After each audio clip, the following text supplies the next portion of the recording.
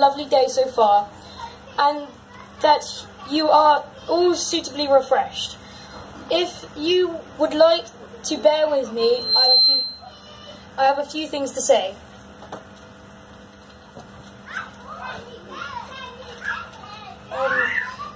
I have little recollection of the day itself. The memories I do have are of my mother and father walking down the aisle. I remember feeling excited at the sight of all those people and knowing that something huge was about to happen. They stood together at the front, held each other's hand, and gazed deeply into each other's hearts and uttered those special words, blah, blah, blah. In all honesty, I have absolutely no idea what they said, but it obviously meant something, as they are still together to this day, which is just as well, or we wouldn't be having this party. There were plenty of photographs. Like the huge one where we all stood together. I have seen them many times since. It's how happy everyone was. It's lovely to look back at them and see how happy everyone was on that magical day. How smart Dad's suit was and how beautiful Mum's lovely long dress was. It brings a smile to my face whenever I see them together.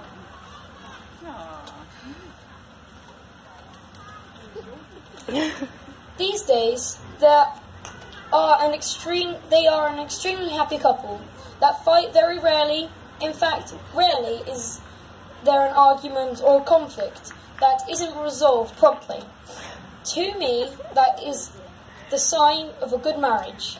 A wife who knows what she wants, and a husband that knows when to do as he's told. I'm guessing they've got this marriage thing sussed, because they seem to know what they're doing. Living with 2 cars, a wonderful house, 3 televisions, Dad's gadgets, more gadgets, other gadgets, gadgets galore, and a whole stack of gadgets.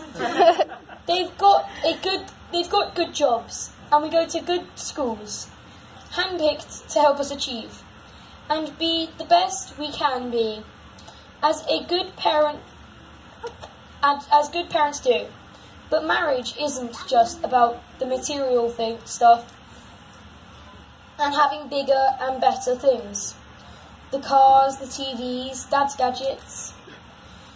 It's about caring for each other, being comfortable with each other, being there for each other when times are hard, being helpful, being tolerant of each other, and basically just being in love with each other.